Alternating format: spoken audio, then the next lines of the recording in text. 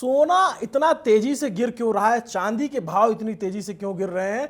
और सबसे बड़ी बात ये कि अब जब लोगों के मन में उत्सुकता है कि क्या ये सोना खरीदने का, चांदी खरीदने का सही समय है, तो हमें लगा कि विद्वान के पास जाना चाहिए जो आपको ये बता सके कि आखिर सोने चांदी में इतनी तेज गिरावट क्यों हो रही है।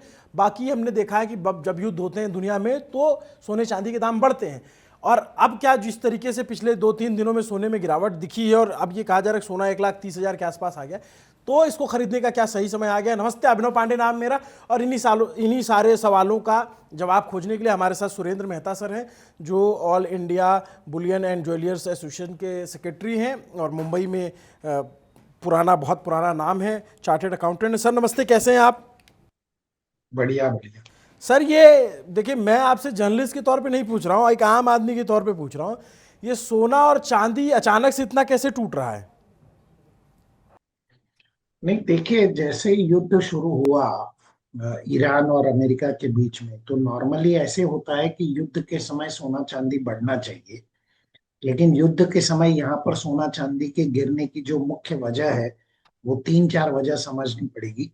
सबसे पहले तो ईरान ने जो ऑयल के टैंकर्स थे, उनके जो उनका जो इलाका है स्ट्रेट ऑफ हॉर्मुज, वहां से भेजने पर रोक लगा दी। मतलब सारे ऑयल टैंकरों को उन्होंने रोक दिया, और खास तौर पर जो वेस्टर्न कंट्रीज की तरफ ऑयल टैंकर जाते थे, उनको वो जाने नहीं दे रहे।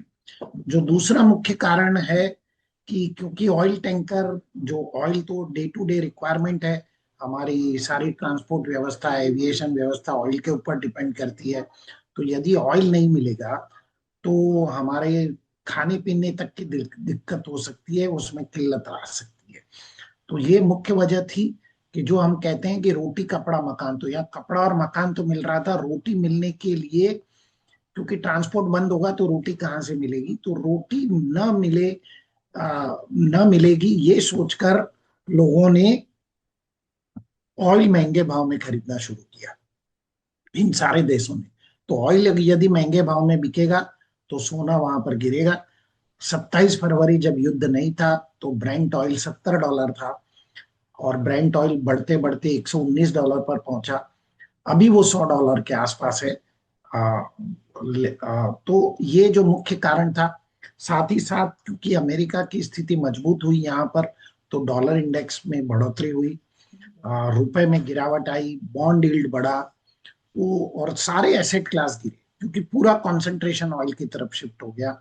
इक्विटी मार्केट गिरा, निफ्टी गिरा, डाउ जोन्स गिरा, इवन बिटकॉइन तक भी नीचे आ गए। तो ये इस मुख्य कि पूरा कंसंट्रेशन सारे एसेट क्लास को छोड़कर, इंक्लूडिंग गोल्ड एंड सिल्वर, सिर्फ और सिर्फ ऑयल की तरफ। सर अच्छा, हमने ये देखा है कि सोना जो है 1,93,000 तक पहुंच गया था, और अभी मैं जब देख रहा हूँ, जब हम बातचीत रिकॉर्ड कर रहे हैं, तब ये 1,35,000 या 30,000 के आसपास है। अ, मैं इस पे आऊंगा कि सोना खरीदने का सही समय कब होगा, कब हम जो भारतीय हैं जिनके बहुत सारे लोगों की पहुंच से बाहर चला गया था सोना। लेकिन उससे पहले मैं जानना चाहता हूँ सर, ये तो बड़ा तगड़ा नुकसान हुआ होगा जो लोग सोने चांदी में इन्वेस्ट कर रहे होंगे। देखिए, सोने चांदी में आपको छोटी अवधि के लिए कभी भी निवेश नहीं करना चाहिए। सोने चांदी की का निवेश का जो अवधि का समय है, वो लगभग 8 साल का होता है। यदि आप उससे कम सालों में निवेश करना चाहते हैं, तो सोने चांदी में कभी भी न करें। आपको सोना चांदी इस प्रकार के झटके देता रहेगा, क्योंकि सोना चांदी इक्विटी मार्केट की तरह किसी मैनेजमेंट की परफॉर्मेंस पर या कंपनी की परफॉर्मेंस पर नहीं चलते हैं। ये वर्ल्ड इकोनॉमी पे चलते हैं। रशिया की इकोनॉमी, अमेरिका की इकोनॉमी, यूरोप की इकोनॉमी, भारत की इकोनॉमी, चाइना की इकोनॉमी, और तमाम geopolitical tension, Fed interest rate, NFP data, non farm payroll data, Fed के इंटरेस्ट रेट के डिसीजन, इन सब पर सोना और चांदी चलते हैं। तो यदि आप ये सोच के निवेश करें कि भाई मैं तो ट्रेडर बन जाऊं, तो आपको उसमें नुकसान होना स्वाभाविक है। तो सर एक बात बताइए कि जैसे अभी अभी क्या रेट चल रहे होंगे सोने चांदी के, और क्या इसके और गिरने की उम्मीद है या फिर अब स्टेबल हो जाएगा? नहीं, एक बात मैं आपको बता दूं कि जब तक युद्ध की स्थिति बनी रहेगी, जी। तब तक सोना चांदी नहीं बढ़ेगा। नहीं। जब तक ईरान और अमेरिका के बीच में युद्ध की स्थिति रहेगी, और वो ऑयल को कंट्रोल करेंगे। ये यदि ईरान ऑयल को कंट्रोल करता है, उसको जाने नहीं देता है वहां से, तब तक सोना चांदी नहीं बढ़ेगा, सिर्फ ऑयल ही बढ़ेगा। फिलहाल अभी अभी एक न्यूज आई थोड़ी देर पहले कि अमेरिका ने 4 दिन का युद्ध विराम लगा दिया है। हालांकि ईरान ने उसको डिनाई कर दिया है कि हमारी ऐसी कोई बातचीत ही नहीं हुई। तो सिर्फ ये जो न्यूज आई कि 5 दिन का युद्ध विराम हो गया, उसमें ही सोना $300 बढ़ गया।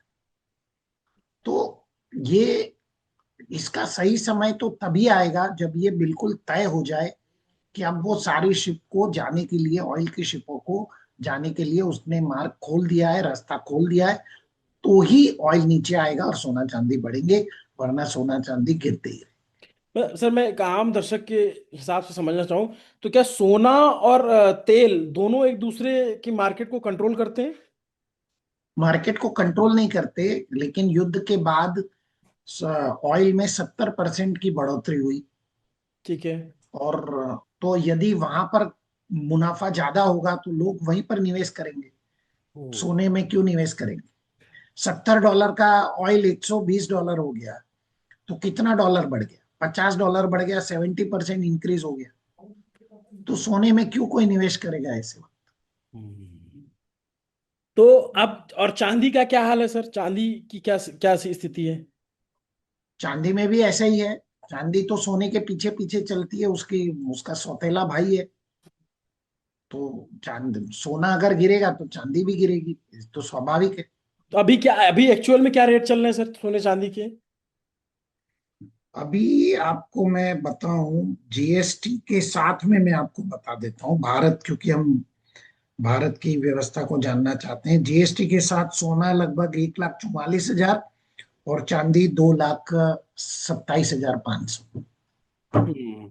और ये चांदी ये तो चार प्राइस। लाख तक पहुंच गई थी, 4 लाख के ऊपर भी गई थी। नहीं, वो तो चांदी चंचल कमोडिटी है, वो चांदी 4 लाख भी जाएगी, फिर 2 लाख भी आएगी, फिर 5 लाख भी होगी। चांदी का हमेशा से ऐसा ही है कि चांदी में वॉलेटिलिटी ज्यादा होती है। लेकिन जो भी फंडामेंटल फैक्टर्स हैं, चाहे सोने के हों चाहे चांदी के, हम पहले चांदी की बात कर लेते हैं। चांदी के जो फंडामेंटल फैक्टर्स है कि इंडस्ट्रियल प्रोडक्शन में चांदी की जरूरत है। चाइना तो हर भाव में चांदी आज भी बाय कर रहा है।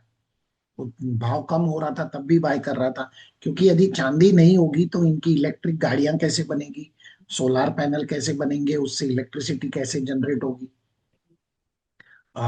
सेमी कंडक्टर्स में कैसे इस्तेमाल होगा।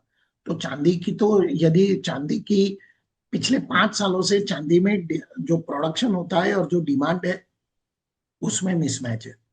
तो वो मिसमैच को पूरा करने के लिए कोई भी भाव में चांदी, जो भी चाइना जैसी कंट्री है या अमेरिका जैसी कंट्री है जो इलेक्ट्रिक गाड़ियां बनाती है, सोलार पैनल का सबसे ज्यादा उपयोग करती है ग्रीन एनर्जी के लिए, तो वहां पर तो चांदी की रिक्वायरमेंट कम नहीं होने वाली, चाहे युद्ध हो चाहे ना हो। और दूसरा गोल्ड। गोल्ड तो सबको पता है कि यूएस का जो, यूएस के पास जो डेट है, जो जिसको हम 39 ट्रिलियन का आज डेट मान रहे हैं, वो डेट कम होने वाला नहीं है। हम डी डॉलराइजेशन की तरफ बढ़ रहे हैं। आप डॉलर से ज्यादा लोगों को सोने के ऊपर विश्वास हो गया है। ये सिर्फ एक टेम्पररी इफेक्ट है ऑयल की वजह से, कि ध्यान सोने चांदी की जगह ऑयल की तरफ शिफ्ट हुआ है। जैसे ही युद्ध रुकेगा, और युद्ध के रुकने की भी जरूरत नहीं है, जैसे ही वहां से शिप निकली ऑयल की, ऑयल के दाम कम हुए, वापस सोना चांदी बढ़ जाए। तो आपने दो टर्म यूज किया, थोड़ा इसको और अगर आसान भाषा में खोल दें। एक तो डी डॉलराइजेशन, और दूसरा आपने कहा कि डेथ है, मतलब कर्जा है, वो क्या है? थोड़ा सा अगर हमारे ग्रामीण परिवेश के दर्शकों को समझ में। अमेरिका देश पर 39 ट्रिलियन यूएस डॉलर का कर्जा है। ठीक है। वो कर्जा वो कभी चुका नहीं सकते, कभी उसको पूरा नहीं कर सकते, या और उसमें उनको हर साल ब्याज का एडिशन हो रहा है। तो उनका जो वो टैरिफ उन्होंने लगाए थे, इसीलिए लगाए थे कि हम शायद ये कर्जा धीरे धीरे पूरा कर दे। लेकिन वहां की सुप्रीम कोर्ट ने टैरिफ को भी गैर कानूनी ठहरा दिया। तो उन्हें तो जो टैरिफ कलेक्ट किया था वो भी वापस देना पड़ेगा। तो ये कर्जा बढ़ने ही वाला है। जब कर्जा बढ़ेगा, किसी देश के ऊपर कर्जा बढ़ेगा, तो उसकी जो मुद्रास्फीति होगी, जो उसकी करेंसी होगी, उसकी वैल्यू तो घटेगी। अच्छा। तो अब सर एक चीज मुझे समझा दीजिए कि भारत में अब जैसे शादियों का सीजन आने लग गया है, तो आम लोग क्या करें, मतलब उनको और इंतजार करना चाहिए कि अभी सोना और गिरेगा, या फिर अब धीरे धीरे से खरीदारी शुरू कर देनी चाहिए? देखिए, भारत जैसे देश में शादी के समय तो सोना खरीदने का एक रिवाज है। हमारे यहाँ फेस्टिवल में भी सोना खरीदने का एक रिवाज है। तो मेरी सबको यही राय होती है कि आप घर में शादी आए तब सोना खरीदेंगे, ऐसा मत करिए। आप धीरे धीरे सोना खरीदते रहिए, एसआईपी करिए, अच्छा। सिस्टमेटिक इन्वेस्टमेंट करते रहिए। जब भी आपको मौका लगता है, आपको मान लीजिए आप 100 ग्राम खरीदना चाहते हैं तो हर महीने 10-10 ग्राम खरीदिए, और बाद में जाके आप उसकी ज्वेलरी बना लीजिए। लोग ज्यादा करके ये करते नहीं है, और एकदम जब शादी का समय आता है फिर कोई भी प्राइस हो उस वक्त तो आपको लेना ही पड़ेगा। तो ये क्योंकि हमारे यहाँ प्रथा है कि हम लोग शादी में सोने का सोना खरीदते हैं, त्योहारों में सोना खरीदते हैं। तो लोग इन थोड़ी सी इन्वेस्टमेंट प्लानिंग कर लें तो मेरे ख्याल से लोग शेयर मार्केट में प्लानिंग करते हैं, म्यूचुअल फंड में एसआईपी के रूप में इन्वेस्टमेंट करते हैं, तो सोने में आप क्यों नहीं करते? सोने में भी आप वैसा कीजिए। सोने के लिए आपको ईटीएफ है, डिजिटल गोल्ड है, आप फिजिकल भी ले सकते हैं। तो इस प्रकार का अगर आप इस्तेमाल करें तो आपको एक एवरेज प्राइस में सोना मिलेगा, जो शायद ज्यादा महंगा भी नहीं होगा, ज्यादा सस्ता भी नहीं होगा, लेकिन एवरेज प्राइस होगा। सर लेकिन जैसे मैं देखता हूँ, मेरा एक दोस्त है, उसने 3 साल पहले सोना खरीदा था। तो उसको तीन तीन 3.5 साल पहले तो 44,000 में था सोना। फिर मेरे एक और दोस्त ने 2 साल पहले खरीदा तो 64,000 में सोना था। और अभी जो एक ने खरीदा था उसने करीब 2 लाख में खरीदा। और अब जो है कम हो गया है, तो जो 2 लाख वाला है उसको लग रहा है कि यार मैंने ज्यादा भाव में खरीद लिया था। तो मैं आम आदमी की मेंटेलिटी से समझना चाहता हूँ कि एक्चुअल में जो है क्या सोना कभी स्थिर होगा, कभी ऐसा लगेगा कि हाँ अब इसी के आसपास रहेगा? इतना तेजी से पिछले 2 साल में ही बढ़ गया, तो मतलब डर भी लगता है सोने को देख करके। नहीं, मैंने जैसे कहा ये लंबी अवधि के लिए खरीदे। आप छोटी अवधि के लिए खरीदेंगे तो आपको डर ही लगेगा। आप लंबी अवधि के लिए खरीदे। सोने और चांदी का साइकिल 8 साल का है, आप 8 साल की अवधि के लिए खरीदे, आपको नुकसान नहीं हो। अच्छा, 8 साल के लिए अगर कोई खरीदता है तो मतलब ये, मतलब आपने मोटा मोटी ये समझा दिया कि भाई ये जो सिचुएशन चल रही है जब तक टैंकर फंसे हैं तो अभी और गिरेगा, और गिरेगा दाम? जब तक टैंकर फंसे रहेंगे दाम गिरेगा, यदि मतलब टैंकर को रिलीज कर दिया तो नहीं गिरे। तो माने कि हम एक बार जो है नजर बना के रखें उधर, कि भाई उधर टैंकर खुल रहे हैं नहीं खुल रहे हैं, और जब आपको लगे कि लोग कम दाम में है तो खरीदा जा सकता है। बिल्कुल बिल्कुल। ठीक है, thank you so much sir. आपने बहुत ही आसान भाषा में, बहुत ही जो इन्वेस्टर है उसको भी आपने सलाह दे दी कि भाई कैसे इन्वेस्ट करना है, और जो लेमैन है, जो आम आदमी है जिसको शादी ब्याह के लिए सोना खरीदना है, उसको भी आपने सलाह दे दी। Thank you so much sir, आपने अपने व्यस्ततम समय में समय निकाला। अच्छा लगा आपसे बातचीत करके। उम्मीद करता हूँ दर्शकों को भी सोने चांदी का जो ये दुनिया में खेल चल रहा है, ये दाम घट बढ़ रहे हैं या फिर जो उसका उसके ऊपर से जुड़ी इकॉनमी है, तो सर ने बहुत अच्छे से, जो चार्टर्ड अकाउंटेंट भी हैं, लंबे समय से सोने चांदी के व्यापार से जुड़े भी हैं, तो बहुत आसानी से समझाया कि कैसे तेल की वजह से सोने के दाम कम हो रहे हैं। तो अब आप अपनी राय इस पूरी बातचीत के आधार पर लगाइए कि कब सोना खरीदने या चांदी खरीदने का सही समय है, और अगर इन्वेस्टमेंट के पर्पज से भी करना चाहते हैं तो कब कर सकते हैं। Thank you so much. नमस्ते, अभिनव पांडे नाम मेरा। कैमरे के पीछे मेरे साथी सुधांशु केसरवानी है। देखते रहे news pinch. Thank you so much.